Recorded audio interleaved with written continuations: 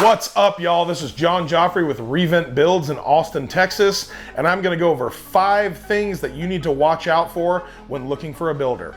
The first thing that starts off any project well is plans and permits. You wanna make sure that your builder is confident in working with permits, is able to either pull those permits or have a permit expediter, but most importantly, if a builder is telling you not to use permits for any reason, that's a red flag.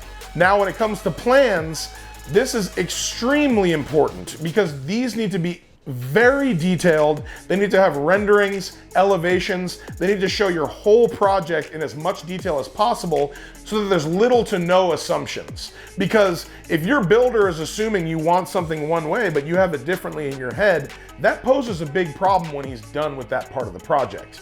Again, if your builder is pushing you to not use an architect or not do plans, that is a big red flag. Number 2, desperation. It's kind of like dating.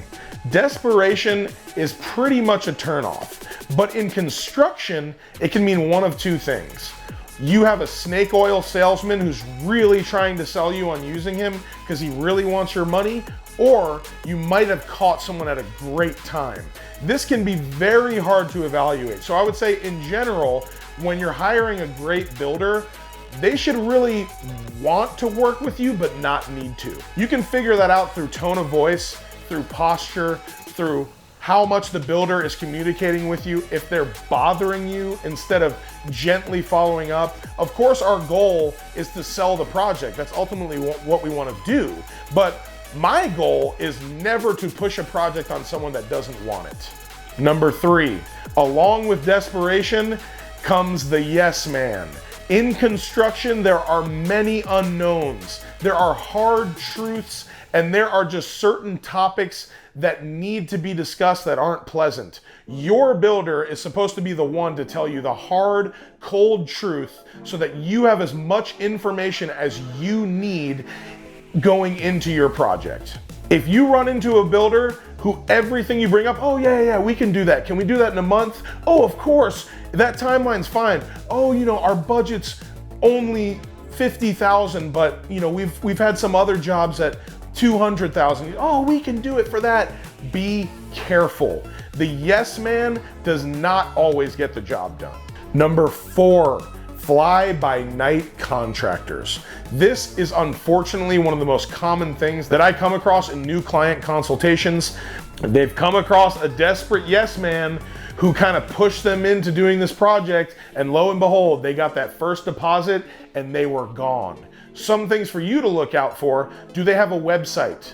Do they have reviews? Do they have a brick and mortar office? This isn't really necessary now with work from home, but you want to make sure that this person has an online presence. Will they share their driver's license, social security, licensing, their insurance? Check all of these things out because you want someone that you can show up, you know where to find them.